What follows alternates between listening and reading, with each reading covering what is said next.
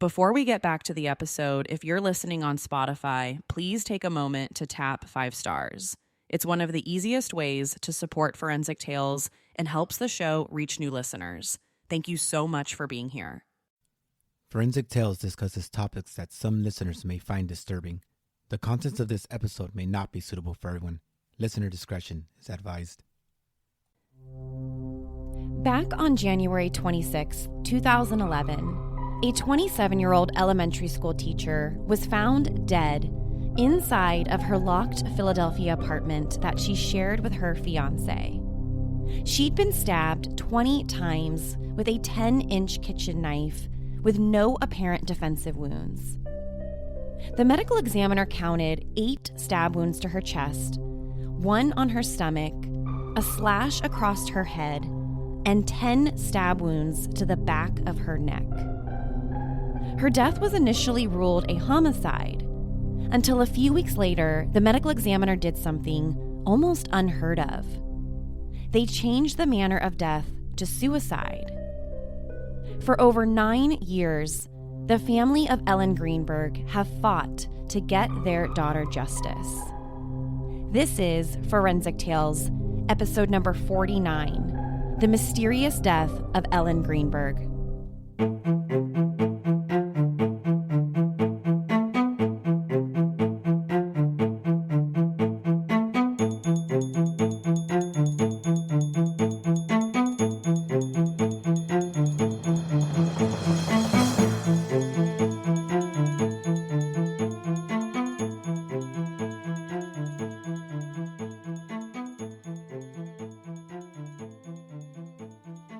Welcome to Forensic Tales. I'm your host, Courtney Fretwell. Forensic Tales is a weekly true crime podcast that discusses real, bone-chilling true crime stories with a forensic science twist. Some cases have been solved. Others have become cold cases. If you're interested in supporting the show and getting early access to weekly episodes and bonus material, consider visiting our Patreon page, patreon.com/forensictales. Every contribution, big or small, helps me to continue to produce the true crime content you love. Please consider supporting the show on Patreon. Another great way you can help support Forensic Tales is by leaving us a rating with a review. Now, let's jump right into this week's episode. Hi, everyone. Welcome to the first episode of December. I want to start the episode by letting you in on exactly why I chose the case we're covering about on the show this week. I originally didn't even have the story on the show's content calendar. But here's why we're talking about it this week. So last Monday on the show, I covered the death of 21-year-old Christian Andreacchio from Meridian, Mississippi. His death had been ruled a suicide, but many people, including Christian's very own family, don't believe it was a suicide. They believe Christian was murdered. So while researching his story for the show, I kind of went down a rabbit hole on the internet that I absolutely didn't intend on doing. I'm on so many deadlines for the show as it is, and I found myself spending way too much time. But while down in this rabbit hole, I came across a story I have never heard of, which is rare. It's a case where, even though it's been ruled a suicide, many speculate that it's absolutely not a suicide, but a homicide. And the deeper I found myself getting into this hole, I knew that I absolutely needed to cover this case on the show. So that is why, you guys, that we are covering 2 cases back to back that were ruled a suicide, but quite possibly could be murder. If some of the stuff you hear about in this episode makes you angry, makes you scratch your head, or just plain makes you feel crazy, welcome to the club. You might even wonder how this case could ever be ruled a suicide. And full disclosure, this is probably one of the craziest cases we've covered on the show ever. So buckle up and let's dive right into it. The story goes back to late January 2011 near Philadelphia. 27-year-old Ellen Greenberg lived with her fiancé, Samuel Goldberg, at the Venice Loft Apartments. Ellen worked as an elementary school teacher, and she taught first grade English. And she was the only child to parents Josh and Sandra Greenberg. Ellen was really the apple of her parents' eyes. The weather in January 2011 in Philadelphia was even colder than usual. There had been a terrible snowstorm that plowed through town. So on the afternoon of January 26, 2011, the school that Ellen worked at was dismissed early for the day. So she left work, stopped by a gas station to fill up her car, and then she returned back to the apartment that she shared with her fiancé. Around 4:45 p.m., Ellen's fiancé Samuel went downstairs to use the apartment complex's gym. So Ellen and Samuel lived on the building's 6th floor in one of those high-rise luxury type apartments. So they had their very own gym. You just had to take the elevator down to the 1st floor and you were there.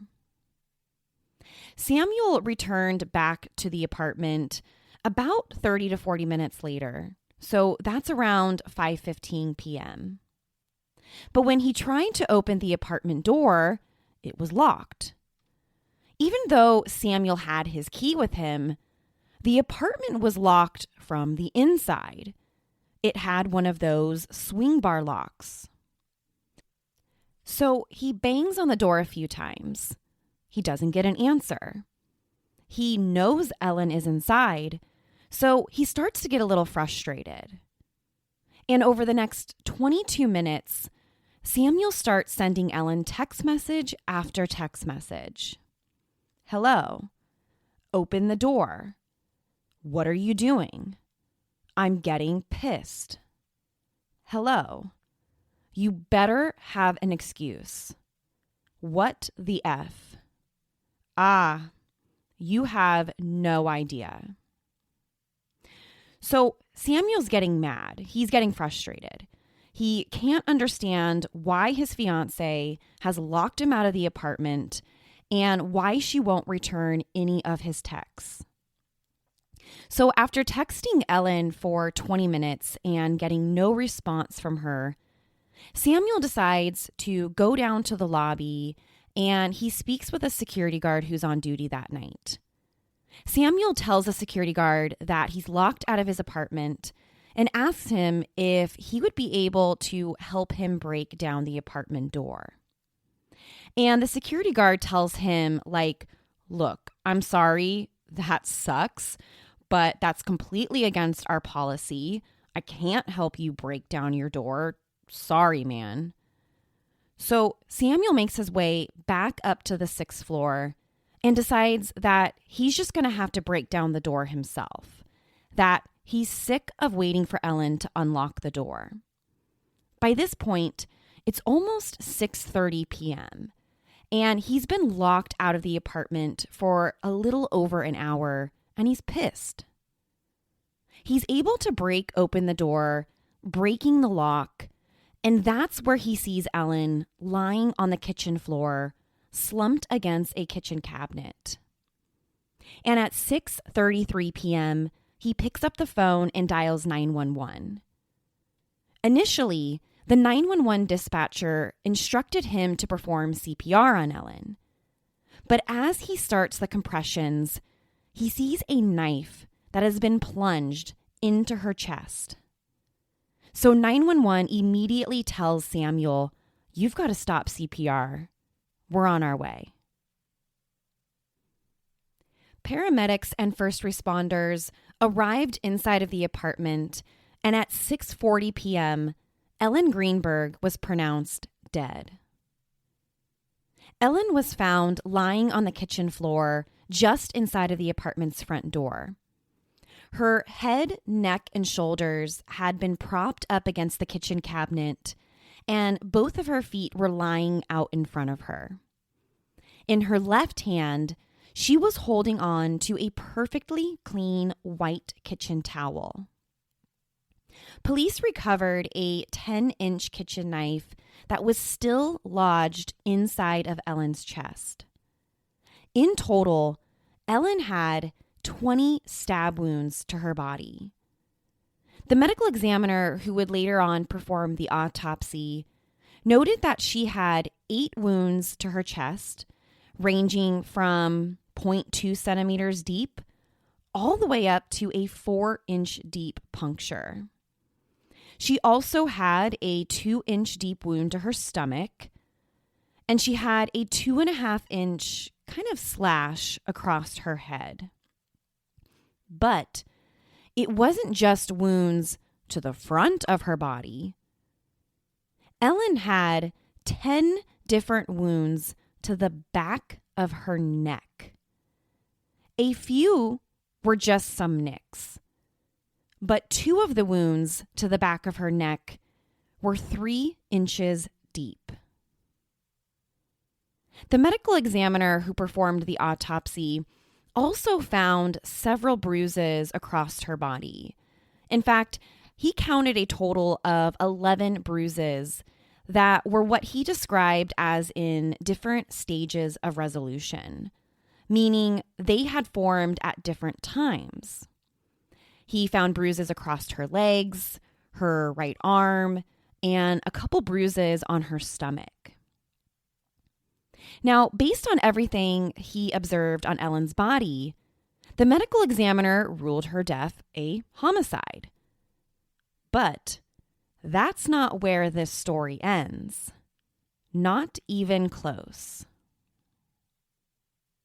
After the medical examiner issued his ruling of homicide, and the Greenberg family had to lay their daughter to rest, the Philadelphia Homicide Unit kept on investigating Ellen's death. They had a handful of their own concerns about the case. The investigators believed Ellen had killed herself. For starters, investigators didn't notice any type of defensive wounds on Ellen's hands, like she had put up any sort of fight against her attacker. Next was the issue of the locked apartment. The place had been locked from the inside, and they didn't find any disturbance in the snow on the apartment's balcony. There had been nobody other than Samuel, Ellen's fiance, seen either coming or going from the apartment, and the building they lived in had surveillance cameras, and the cameras from that afternoon didn't catch anyone either going or leaving. And neighbors of Ellen, neighbors who police interviewed, said that they didn't hear anything. They didn't hear any sounds of struggle. Of course, the only thing they reported to police that they heard was Samuel banging on the door to get in, but that was it. It was completely quiet. Nobody heard anything like a woman getting stabbed to death. And then next, there's the inside of the apartment. Everything seemed pretty unremarkable, is how they described it. Nothing was turned over or looked like Ellen had been engaged in this struggle for her life. Next was the apartment lock. So the apartment complex that they lived in had a registry of when the door was opened with the key fob. And the information that police obtained didn't show anyone else leaving or entering that apartment after Sam went to the gym. Meaning the last information on the registry of the key fob matched Samuel's timeline of when he went to the gym and when he was able to break down the door. So in between that time frame, which we know is a little over an hour, there wasn't any other key fob or any attempt to open the door, at least not in the registry. Now, if you remember, there was a perfectly clean white towel found right next to Ellen's body. I believe she may have even been holding it at the time. And there was absolutely no blood on the towel. So the police theorized that Ellen may have used the towel in order to get a better grip on the knife while stabbing herself. The police have never offered an explanation as to how exactly it would be possible to do that without even getting a drop of blood on the towel itself. But it is worth noting, since we are going to mention the towel and we're going to talk about the blood, when Samuel got into the apartment and he discovered Ellen, he initially didn't even know that she was stabbed. There wasn't that much blood, especially for someone that had been stabbed upwards of 20 times. It wasn't really apparent. In fact, he didn't even know that she had been stabbed until the 911 operator had instructed him to do the chest compressions. But it is worth noting that this perfectly white kitchen towel had absolutely no blood on it. Now, last for the police argument here was the 10-inch kitchen knife that was found inside of Ellen's chest. So when the knife was sent to the forensic lab for fingerprint testing to be done on it, the only set of fingerprints found on the knife's handle was Ellen's fingerprints and DNA. They didn't find any other DNA profile on the knife other than Ellen's. So with very little for investigators to go on to support the medical examiner's ruling of a homicide, they decided that they needed to look into every corner of Ellen's life. The Philadelphia Homicide Unit learned that in the few months leading up to her death, Ellen's demeanor and behavior had changed.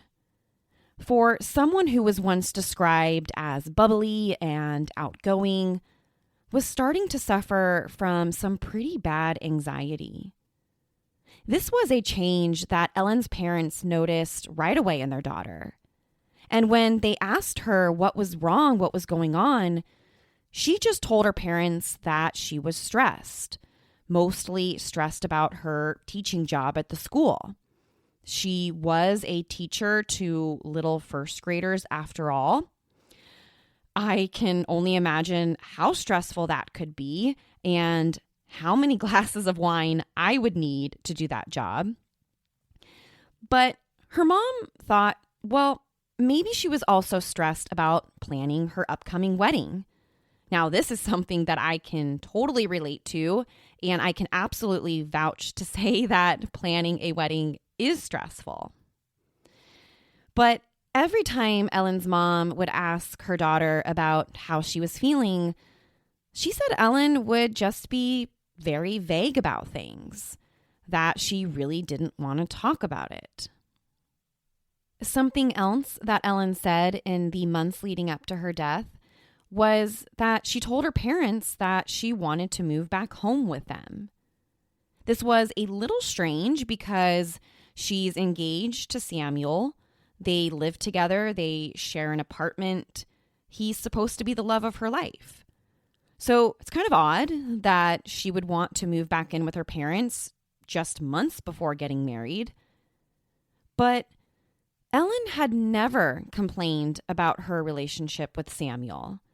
She never expressed being unhappy in the relationship or wanting to call off the wedding.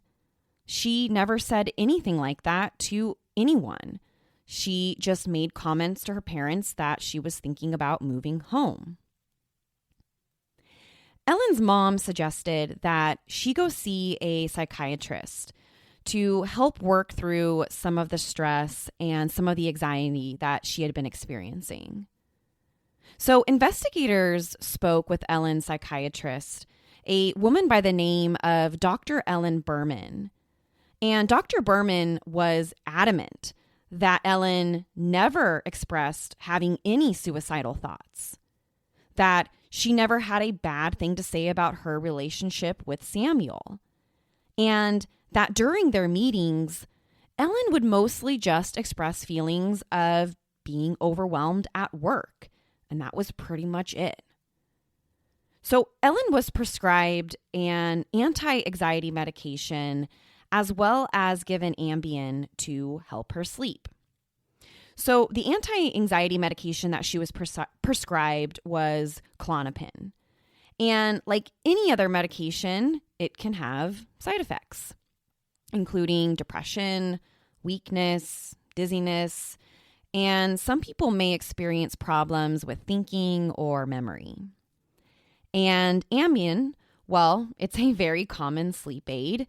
And you take an Ambien and 15, 20 minutes later, you've completely shut the world out.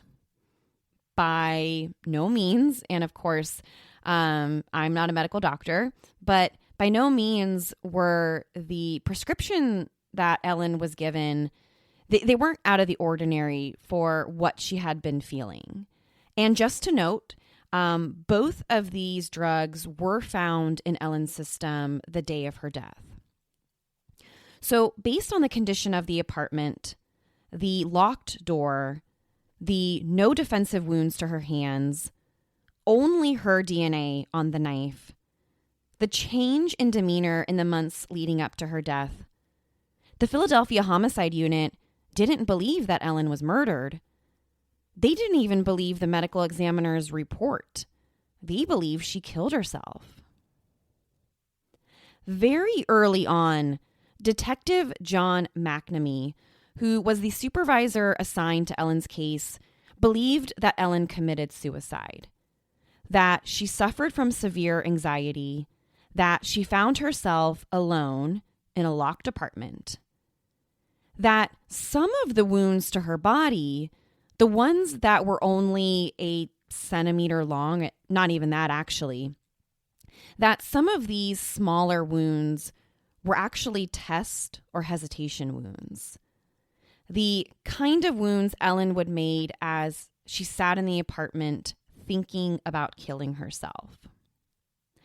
So Detective McNamee and his team of investigators reportedly hired an outside, independent neuropathologist in order to take a look at Ellen's spinal cord. Now, I say reportedly because this is going to come up again. So we can put this in the back of our minds for now. But remember, Ellen had a number of stab wounds to the back of her neck.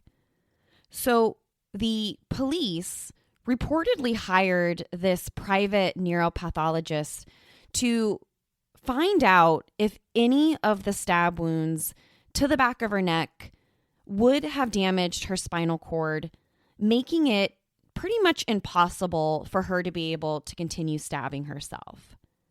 They wanted to determine if any of the wounds to the back of her neck would have rendered her basically incapacitated, and therefore she wouldn't have been physically able to continue stabbing herself. According to the lead detective here, this private neuropathologist said that Ellen's spinal cord wasn't in that bad of a shape, that it wasn't severed, and that this doctor concluded Ellen would have been able to continue stabbing herself even after the wounds to her neck. This is big for the police's case, right? Because this essentially means that she would have been able to still inflict that final 4-inch stab wound to her chest, which by all accounts ultimately caused her death.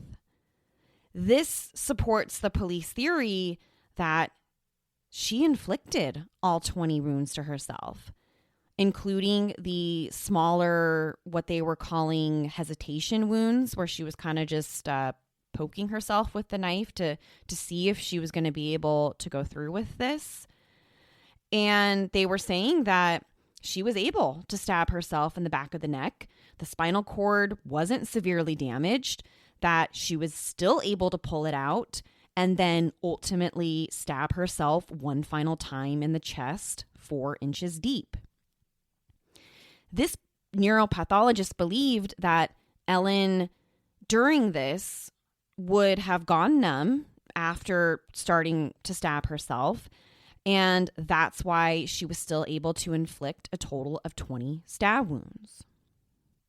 So, armed with these findings by the police, on March 7th, 2011, the medical examiner reversed its earlier ruling of homicide, and they changed Ellen's manner of death to suicide, without offering much, if any explanation for the change. Now, this was obviously extremely devastating news to Ellen's parents and family. Her parents just weren't able to accept that, 1, their daughter killed herself, and 2, she did so in such a violent way. I mean, we're talking about a total of 20 stab wounds, half of which were to the back of her neck. In terms of suicide, this case is practically unheard of. Suicides by knives and stabbings are really rare. When it comes to suicides involving knives, it's far more common for a person to inflict cutting wounds, like to their wrist, for example. Stabbing is even more uncommon. Stabbing 20 times, many to the back of the neck. I don't know many other documented cases, if there are any, of confirmed suicides where we see a similar pattern. It's also uncommon for females to commit suicide in such a violent manner. Females, historically, use less violent, less messy methods of suicide. Overdoses, things like that.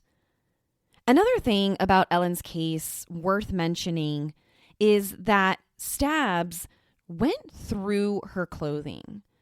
It's more common for people when they're inflicting self-injuries to lift their clothing up beforehand.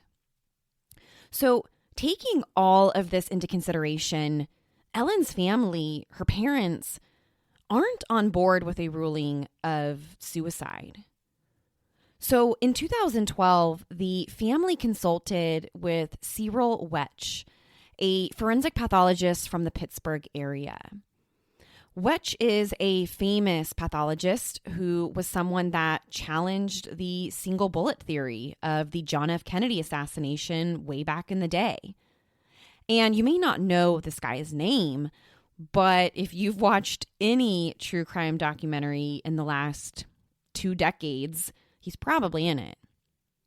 So after reviewing Ellen's case, this pathologist released a report in 2012 that said everything was, quote, strongly suspicious of homicide.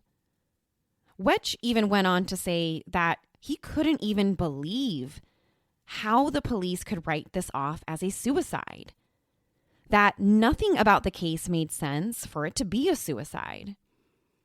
His biggest concern with it were the stab wounds to the back of the neck. Ellen had a 3-inch stab wound to the back of her neck.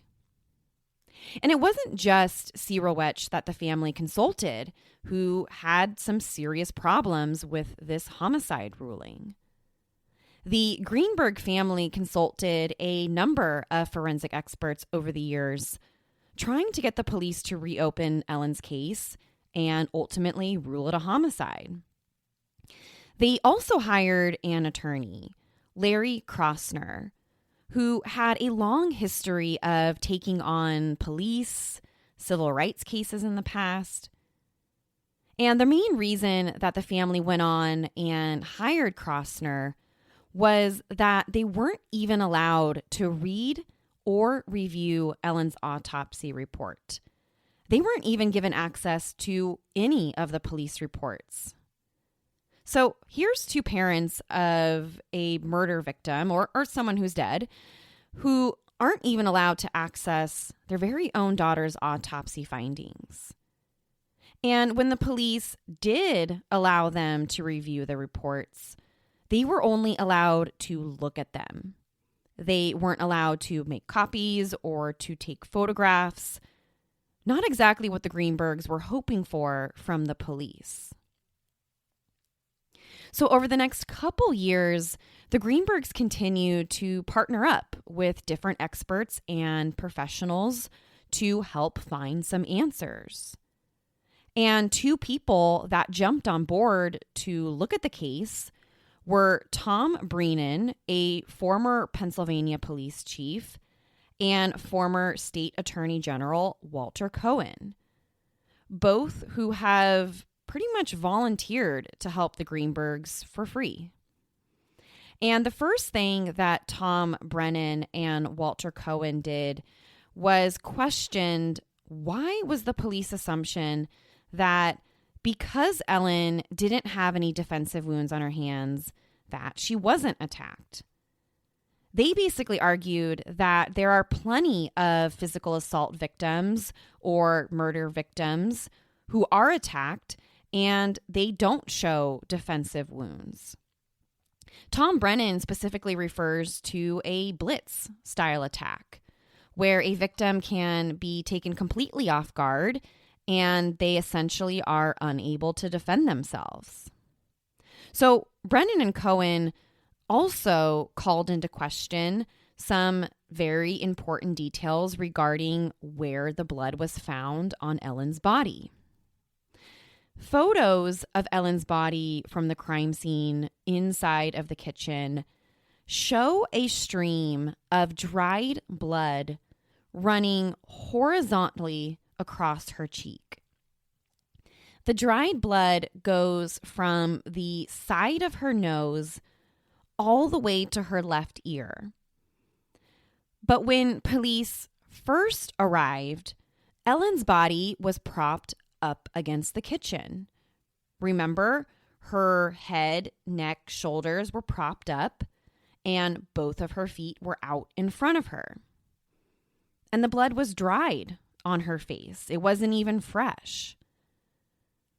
In their report, the police believe that Ellen started stabbing herself while standing and then ultimately slid down to the floor after becoming more and more injured.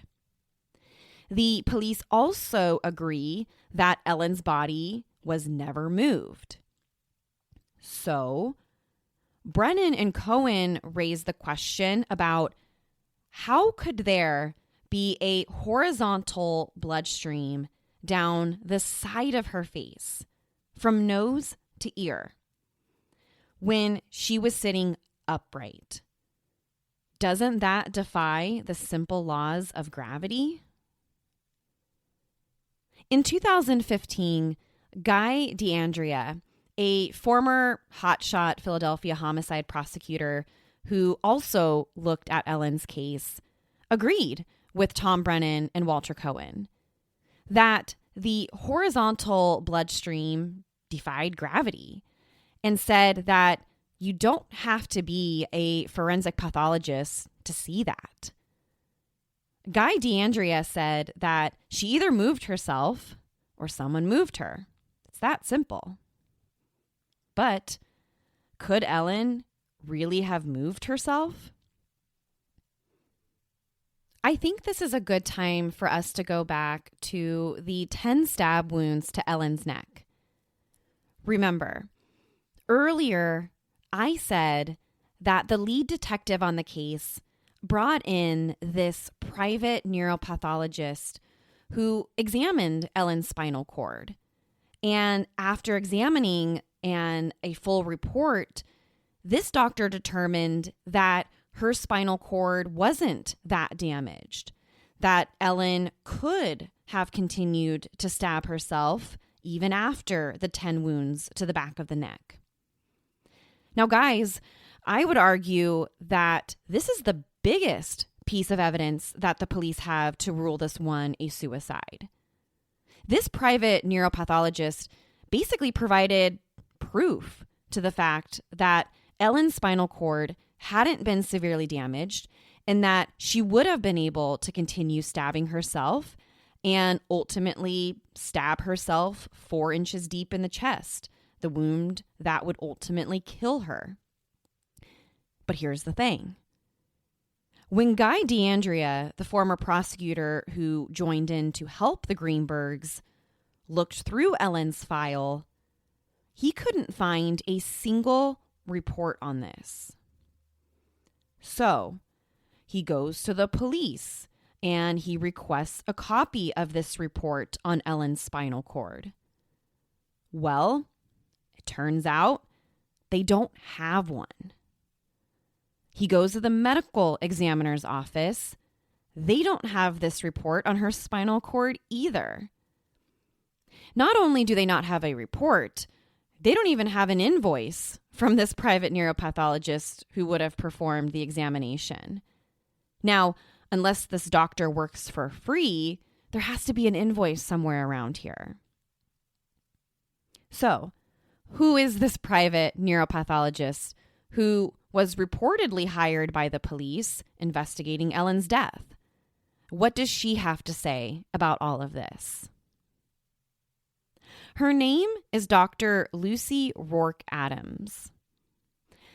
In 2018, she confirmed that she did perform contract work for the medical examiner's office back in 2011.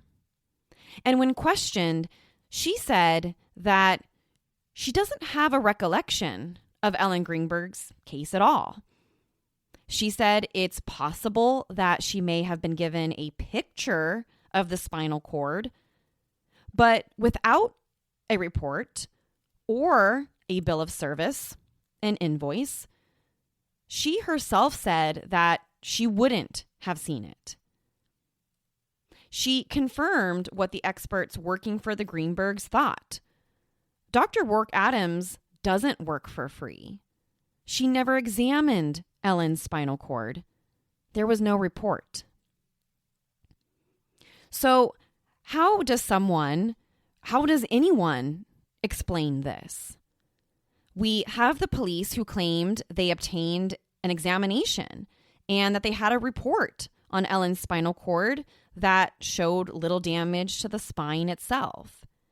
And the piece of evidence police claimed proved that Ellen killed herself. But that didn't happen. There's no report of that.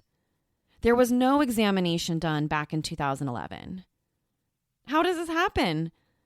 Is it some gross oversight by the police assigned to the case? Or is it something more negligent?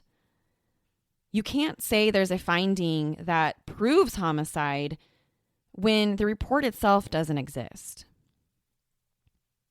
So between all of this confusion about whether there was an exam done on Ellen's spinal cord or whether there wasn't, there's one thing that could clear everything up, and that's Ellen's spinal cord.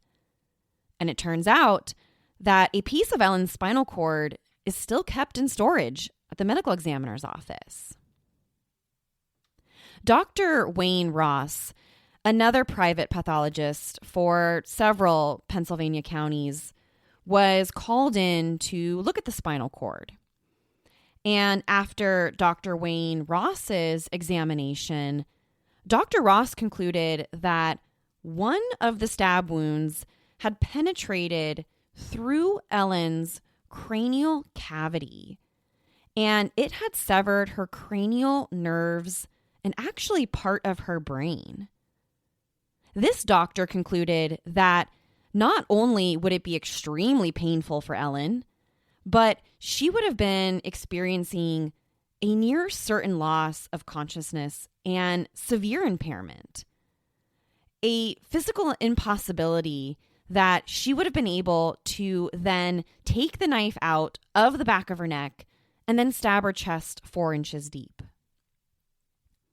Okay, so that's the opinion of the pathologist that was hired by the Greenberg family to help explain her injuries and whether or not she would have continued stabbing herself. But the experts helping the family had some other serious obstacles that they had to look at. The police pointed to the evidence that it was a suicide, like the fact the apartment was locked from the inside. This was a huge factor that police argue proves that Ellen's death was a suicide. Well, if you ask Guy DeAndrea and Tom Brennan, who work for the Greenbergs, it's not that hard to manipulate a swing bar lock from the outside. In fact, a quick Google search on how to do that, you'll get 101 articles and YouTube videos showing you just how easy it is to manipulate a swing bar lock. Certainly, it's easy enough to do and shouldn't be one of the biggest piece of evidence that the police have in order to prove suicide here, besides the neuropathology report that never existed. So also back in 2018, the famous and very well-respected forensic scientist Henry Lee jumped on board. Henry Lee is another person that if you've ever watched true crime on TV, you've seen his face. When you think of Henry Lee, you also think of someone who testified for O.J. Simpson's defense team. And when Henry Lee looked at Ellen's case, he concluded that the number and type of wounds and the bloodstream patterns in the kitchen weren't consistent with a suicide, but were consistent with a homicide scene. You now have a handful of world-renowned experts in the field of forensic science. We're talking about the best of the best experts who are all backing the Greenberg family that this was no suicide. So, does this mean the family's quest for justice will finally be answered? Well, not exactly. While the Greenbergs fought to get Ellen's case reopened over the next 7 years, the state attorney general's office was also doing an investigation on their own. In 2019, nearly 8 years after Ellen's death, the state attorney general's office released information regarding a forensic search that was done on Ellen's computer. Now, this was the first time that it was ever disclosed about any forensic search being done on Ellen's computer. This is now, again, 8 years later that we're learning about this.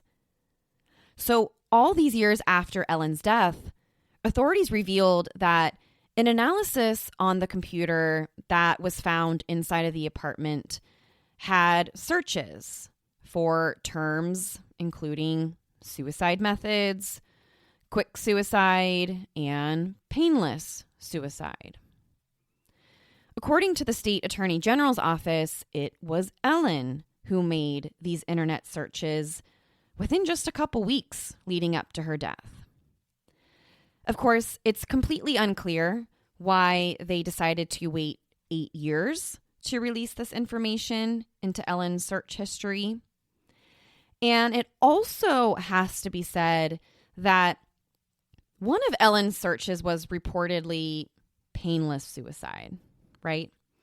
But she ended up dead from 20 stab wounds. But the Attorney General's office also cited text messages between Ellen and her mother back on January 8th, 2011 that read, quote, "I'm starting the med. I know you don't understand, but I can't keep living this way." End quote. The day before Ellen's death, her mom texted her saying, quote, "You need to see a professional," end quote. To which Ellen texted her mom back saying, "Okay, I'm trying. I'm just scared a bit for everything," end quote.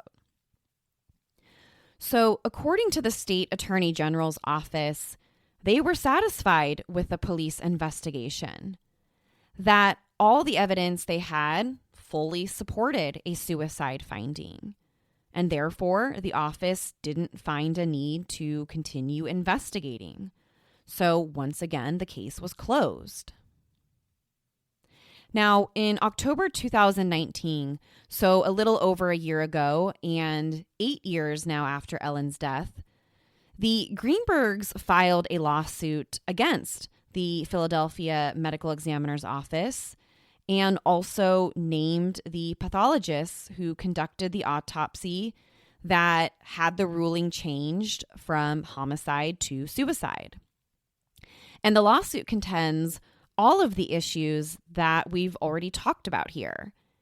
That the police shouldn't have been able to influence the initial ruling of the first medical examiner, that the lack of defensive wounds and locked door aren't enough evidence to support suicide, and probably the biggest point of contention in the lawsuit is about the police's neuropathology report on Ellen's spinal cord that, well, just doesn't exist. The lawsuit is asking the court to declare the manner of death be changed from suicide to undetermined at the very, very minimum. The Greenbergs, of course, ultimately hope that the lawsuit will have the court change it to homicide and that the case will be reopened and reinvestigated for possible suspects in her murder.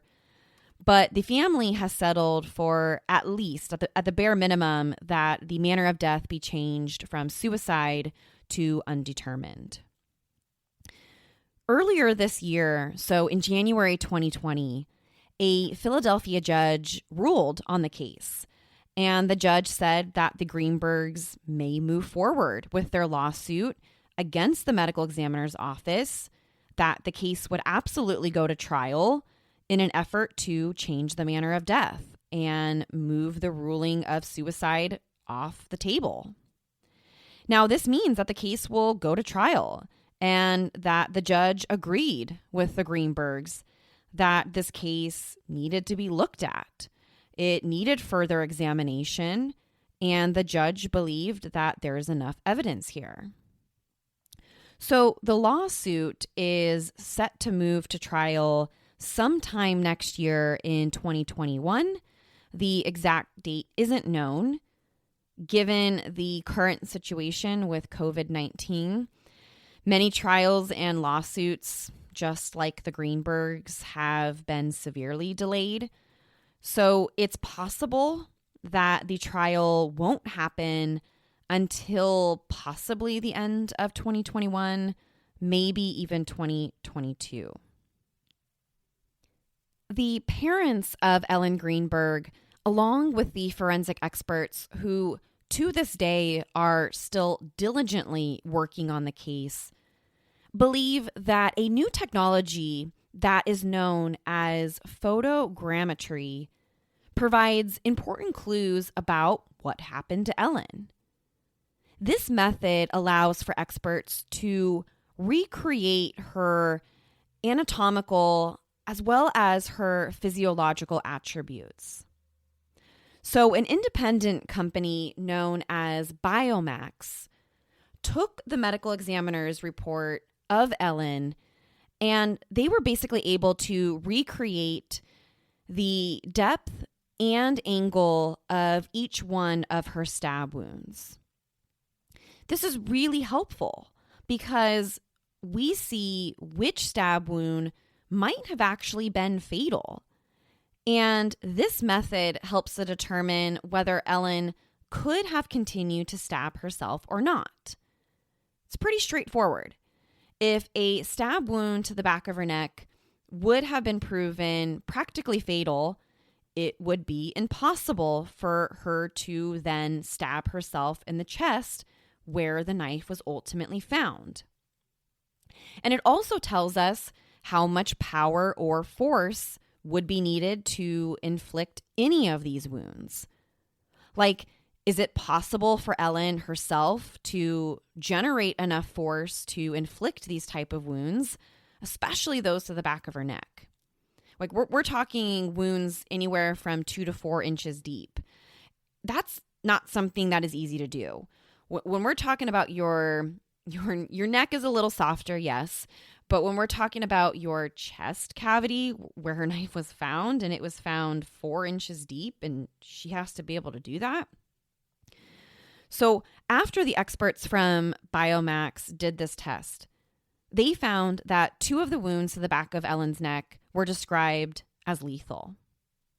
That it's highly improbable that Ellen would have been able to inflict the 2 wounds from behind, right? I know it's a little graphic and it's difficult to do because at the end of the day, we're talking about a real person here, a real soul. But you would have to believe, if you believe a suicide theory, which the police do, that she would have been able to take this 10-inch knife upwards on the angle of which it was, and then penetrate it to the back of her neck over 2 inches deep. And then she would have had to go on to stab through her chest 4 inches deep. And what this Biomax company did through this method was that from the angle of these 2 wounds to the back of the neck, they believe that she wouldn't have been able to generate enough force to do that. It's just darn near impossible.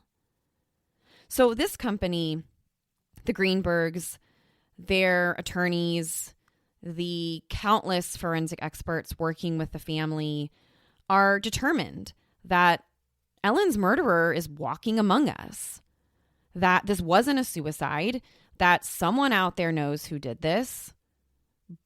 But the question becomes, who? If not suicide, then who might have killed Ellen Greenberg? The first person you might name is her fiance, Samuel Goldberg. He was the only other person inside the apartment with her that afternoon, and he was the one who left for the gym, came back 30, 40 minutes later, and discovered her locked inside of the apartment. Since Ellen's death, Samuel has completely moved on with his life. I read some reports that he's married. He's completely removed herself from the picture. Samuel has never been named a suspect or a person of interest, and there is no evidence that directly links him to Ellen's death. And me, as a podcaster, I want to make sure that that's made very clear, that although Samuel is the fiance, did live with her, was the one at the apartment that day, there is absolutely no evidence, circumstantial or physical, that could link him to Ellen's death. Until the lawsuit is resolved sometime hopefully in 2021, the Greenbergs will continue to fight for justice for Ellen. This is one of those cases where there's just been an egregious miscarriage of justice for Ellen, for her parents, for anybody that knew her.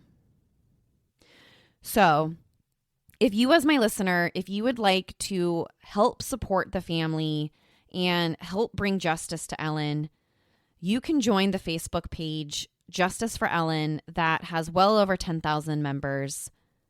You can also sign the petition on change.org that will help to persuade the courts to reopen Ellen's case. Or if you simply just want to read more or to keep up to date with the case, they have an Instagram as well as a Twitter account, both of which are at Justice for Ellen. I will be providing links to all of these resources on our website at forensictales.com. And if you are interested in this one and you'd like to, again, maybe just stay updated or to get involved, you can absolutely check them out. This is a case that I will continue to follow, especially as the lawsuit makes its way through the Philadelphia court system, hopefully sometime next year. I, for one, am someone that after hours and hours of researching this story for the show, I believe that this has been a huge miscarriage of justice. That I don't believe in any way, shape, or form that her death should have been ruled a suicide. And I hope that I can share with you as my listener someday soon that the case has been reopened and that the case is officially ruled a homicide. I hope someday there is a small amount of justice for Ellen Greenberg. Forensic Tales is a Rockefeller audio production. The show is written and produced by me, Courtney Fretwell. For a small monthly contribution, you can gain access to bonus content and be one of the first to listen to new episodes. Or, if you simply want to support my work, head over to our Patreon page, patreon.com/Forensic Tales. Don't forget to subscribe to the show on Apple Podcasts or wherever you listen to Forensic Tales. Leaving us a rating with a review greatly helps support the show. Forensic Tales is a podcast made possible by our Patreon producers, Tony A., Nicole L., William R., Joseph F., David B., Katrina G., and Sammy. If you'd like to become a producer of the show, head to our Patreon page or send me an email at courtney@forensictales.com to find out how you can become involved. Please join me next week. We release a new episode every Monday. Until then, remember, not all stories have happy endings.